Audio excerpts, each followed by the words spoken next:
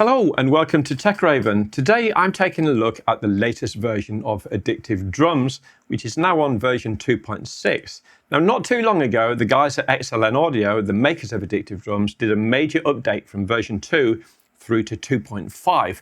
And more recently, they've done a little dot update to 2.6. So what I'm going to do in this video, I'm going to cover the differences between the original Addictive Drums 2 going through to 2.5 and including the dot update to version 2.6. Now, I'm not going to do a long tutorial here today because I've already done one of those a couple of years ago because Addictive Drums just happens to be my favorite drum software package. For me personally, I think it's the best drum software package in the world, and I even prefer it over Superior Drummer. So I'll put a link in the description below if you want to watch that first. It is about an hour long. And not only is it a tutorial on how to set it all up and use it within Logic Pro, but it doesn't matter what DAW you use because it works in any. I also go into a little bit of history about the company and some technical aspects about how they actually recorded the samples and which recording studios they recorded them in. So that's a really good video. It's more like a cross between a documentary and a tutorial. So again, link in the description below so you can go and watch that one first. And everything in that video is still going to be absolutely relevant today, because as far as the tutorial side of things go, nothing has really changed on that front when it goes from version 2 through to 2.6. So what I'm going to do today is I'm going to jump on the computer in a second and show you the differences from 2 going through to 2.5 and the latest version of 2.6 as well. I've composed a little bit of music so I can give you a full demonstration of how awesome this new version is. And to celebrate the fact that Addictive Drums went from version 2 to 2.5, they've actually been out and recorded a brand new drum kit, which is absolutely amazing. It's called Vintage Dead, and boy, is it good. It sounds really dead. It's absolutely fantastic. So let me jump on the computer now and give you a run through of the changes and how those changes can affect your workflow. Okay, so I've got Addictive Drums 2 open, and this is version 2.6. I've got it in Logic, but it doesn't matter what DAW you use because Addictive Drums works in pretty much all of them. So just for the record, you can basically open it within your DAW. So here I've got it, and you just open it within the channel strip, as you can see. Alternatively, you can just go to Applications and you can open Addictive Drums 2 as a standalone piece of software. Now, the reason you might want to do that, if you've got an electronic drum kit like a Roland TD27 or TD50 or something like that, and a laptop, you can basically use it so you've got all these extra drum kits as opposed to being limited with the sounds that are in the brain of your electronic kit. So I just thought I'd throw that one out there.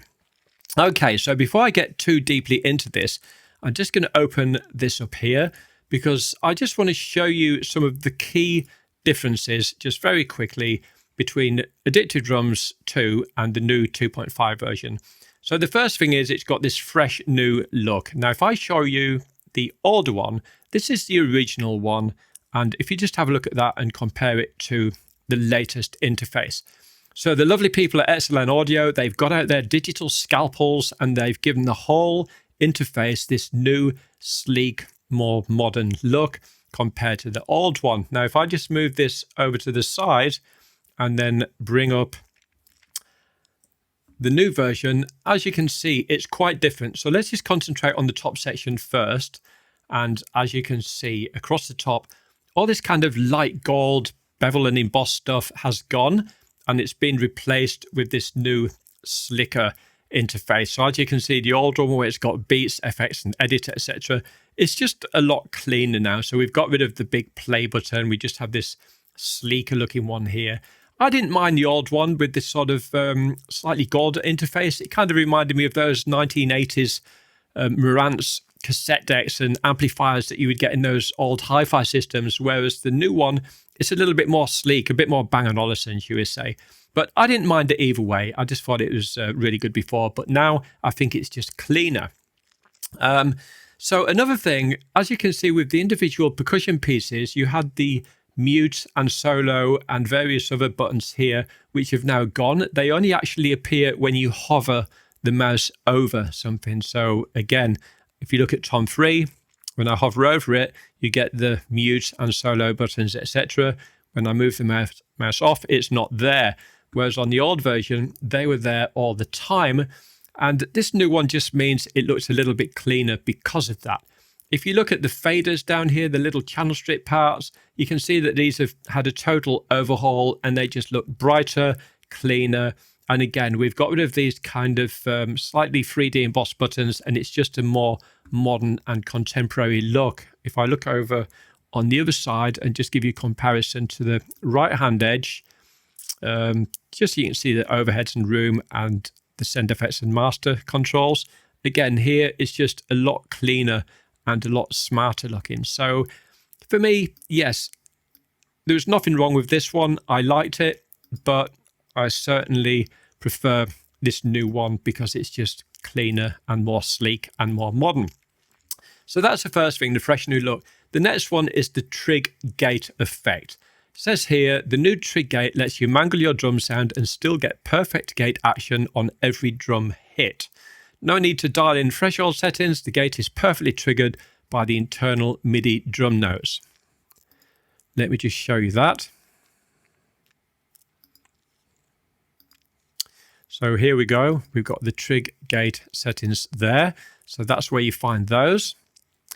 Next, we've got the Compressor Boost mode. Make your drums hit harder with the click of a button. The new Boost mode adds a new level of thump and attack to your beats, fueled by the XLN approved multiband compression tailored for drums. Let me show you where you can find that. Okay, so if I click the kick or the snare, you can basically find it here under the compression section, and we have the little compressor boost on off there. So down at the bottom where it says Addictive Drums 2, as I hover over this, you can see it actually gives you a description of what it is there. So compressor boost on off. So that's how you turn that on and off. And I'm just going to come back to my preview window. Finally, improved EQ. The new EQ has real-time visual feedback of the signal across all frequencies. Settings are clearly visible for easier and more precise adjustments. Let me give you a demonstration of that. So what I'm going to do, I'm just going to solo off the kick drum of this piece. This is a piece I'm going to be playing here, by the way. Now let me just come back to a different kit. So I'm just going to come to Explore Kit, and I'm just going to go down to the Vintage Dead and choose this one.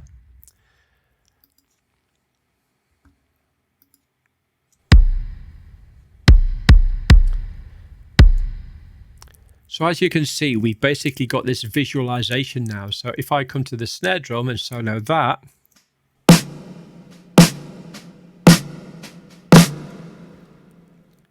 and if I just sort of come back to the kick, solo that one.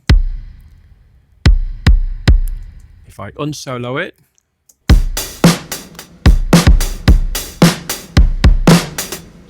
and then go to snare. So that just makes it much easier for making your EQ adjustments because you've got this visual representation with the sound.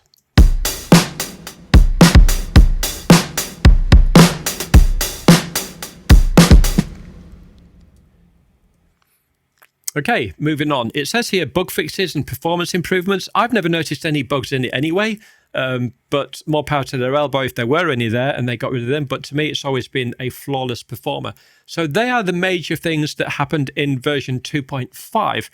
So the little things that they've added in 2.6, and I'm just bringing this page up because anybody that uses Addictive Drums 2, you don't have to pay for any update to 2.5 or 2.6. They are free. So we now have in 2.6 this export loops and samples like a breeze. Now, what this basically means is exactly what it says here. Quickly export one-shots and loops with the new audio recorder. Any sound you make in Addictive Drums 2 is automatically available via drag and drop to your desktop or DAW. So, for example, you would first go up to here and go to audio recorder and choose an export folder where you can just give it a name like Addictive Drums Loops or something and save it to wherever you want to save it. In my case, I've just actually put it on the desktop. So if I move my DAW out of the way a little bit, you can see there, that's where I've created the folder. So what we have now, if I basically go to, Let me just go to a kit. If you watch the little recorder bit at the bottom, if I play something, after a few seconds that will stop when it detects the silence, and then I can click and drag that either onto my desktop or straight into the timeline onto one of the tracks of the DAW. And when I do that, it automatically places it in my export folder where it can be used for anything. So that's how that works. Coming back to here, the next one we have is select the perfect sound with snapshots. Now, I love this feature. This is really good. It says here, snapshots let you quickly evaluate and A/B test your sound selection and tweaks. Your current settings are saved by default to snapshot 1. Click plus to create a new snapshot, apply your tweaks, and toggle between snapshots to hot swap between your settings in real time. Let me just show you how that works. So for example, I'm on the edit page here. We've got a kit already in. If I just actually play my track that's on the timeline while I give this example.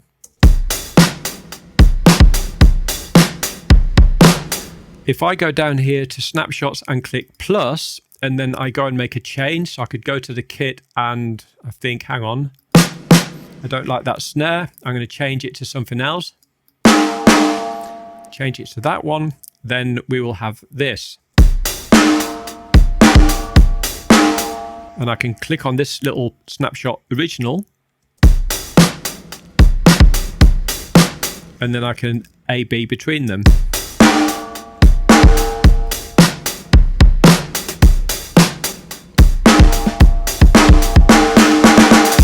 And I can click another one and I can go and change something else. So I could change that snare drum again.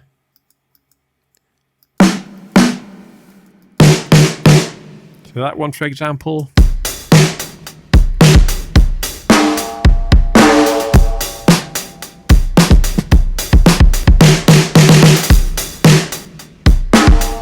And I can just switch between them. I can even go to a kit and change it to an entirely different kit and A/B between those as well. And then once I've picked one that I like, I just basically get rid of the other ones by clicking on the little X down here and they are gone. So that is how that feature works.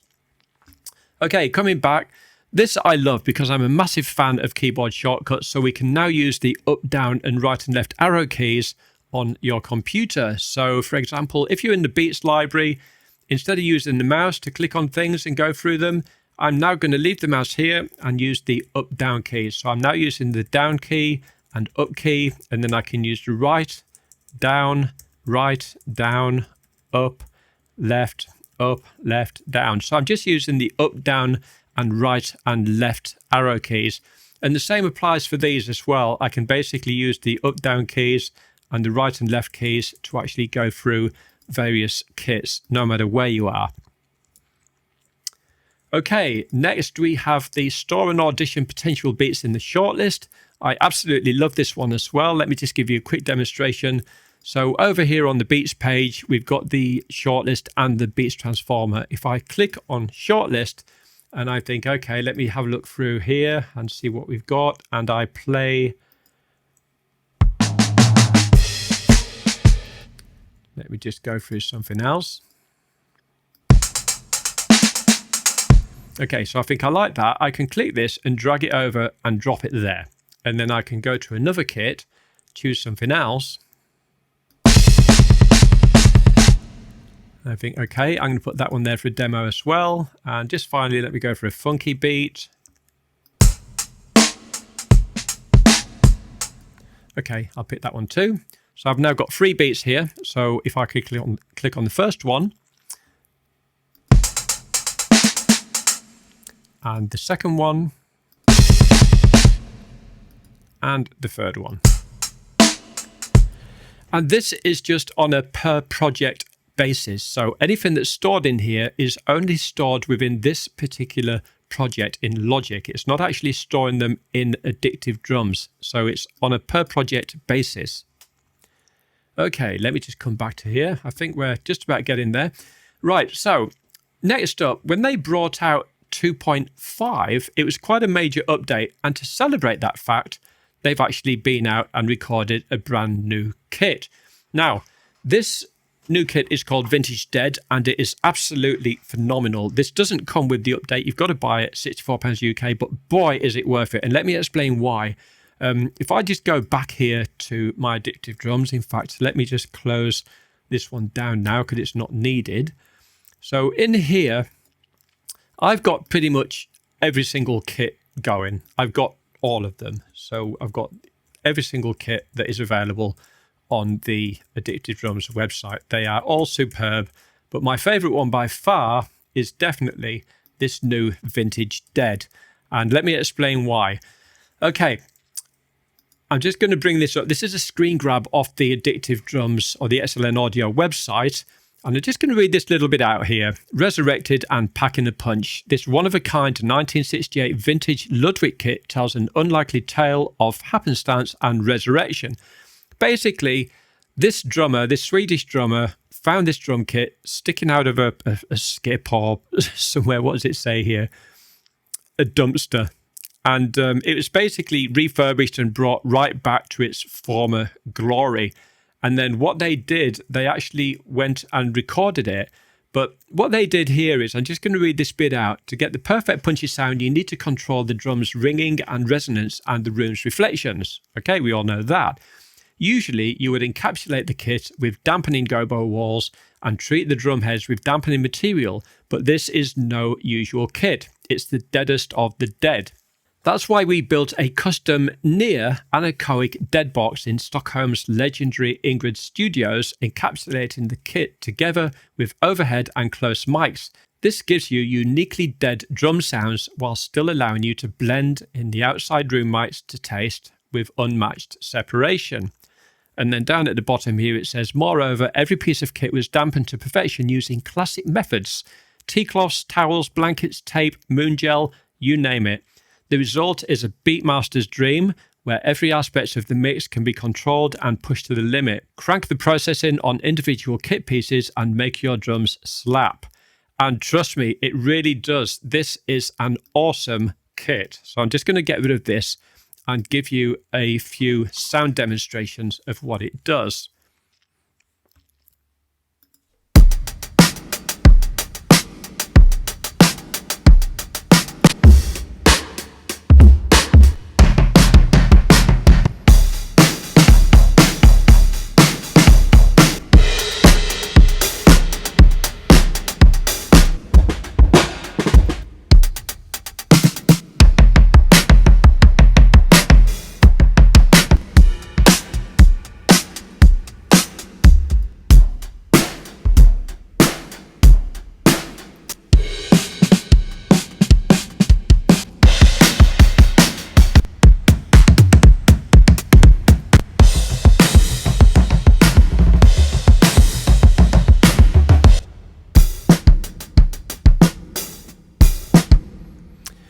Okay, so I hope that has given you a little bit of an idea as to what kind of sounds you get with this new Vintage Dead kit.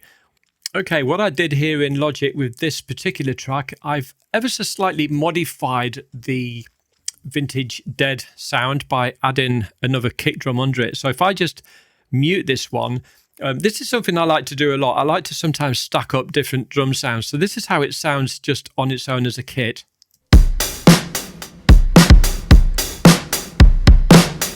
Now, if I unmute this and add this in with it, listen to the kick drum.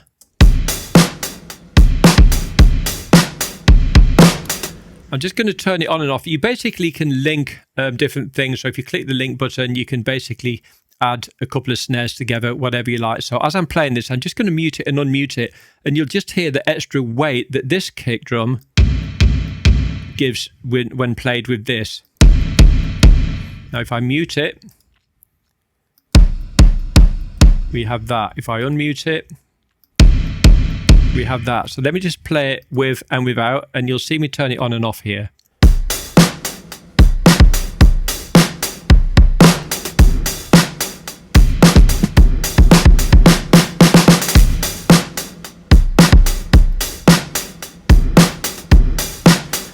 So that's just something I like to do. Anybody that's heard of Def Leppard will know that there was a famous Def Leppard album where the snare drum just sounds like an earthquake. It's absolutely massive. It's got that great big stadium sound, because I think there are about 6 or 7 snare drums just all laid up together. So when the snare drum got hit, it was just so massive in sound.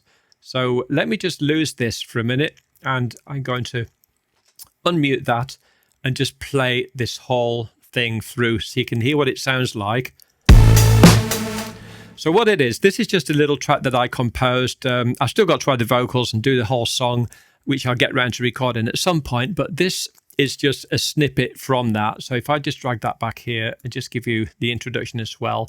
What it is, it's basically drums and synth bass and modo bass. If I just mute these two and just give you an idea as to what the individual tracks are going to sound like. So I've got this synth bass. I've also got a modo bass. So just coming back to this synth, just so you can see what I've done here, I've actually got a, oops, where's it gone? A Roland Jupiter 8, which is for the synth bass. And then if I come to the next track, just so you know what's going on, this is basically a brilliant bass emulation plugin. So that is 2 basses at the same time to get this, which I just absolutely love. And then I got another synth here. Let me just bring up what this one is.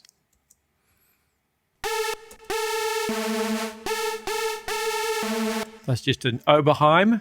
And then I've got another one. If I just bring this over to here, just, oops, in fact, I'll get rid of that altogether and just bring this to here so you can hear what we got going on.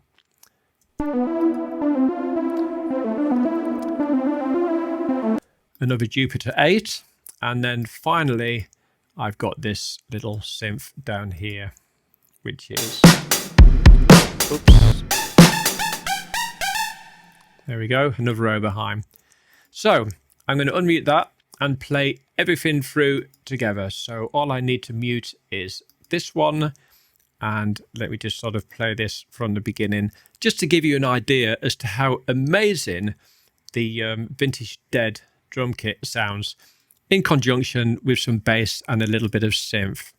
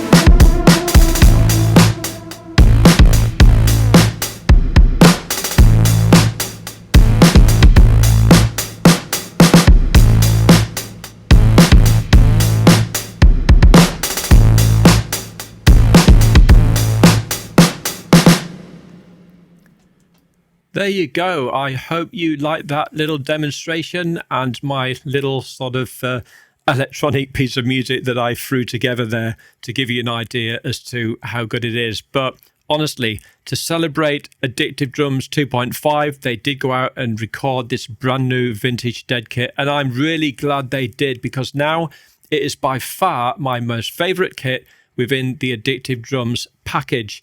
You can use it for anything. I mean, really, the type of sounds that you get from the vintage Dead, it would be good for hard-hitting pop music, rock music, or hip-hop house, that kind of thing. Anything where you require a dead, slamming, really awesome, deep drum kit sound.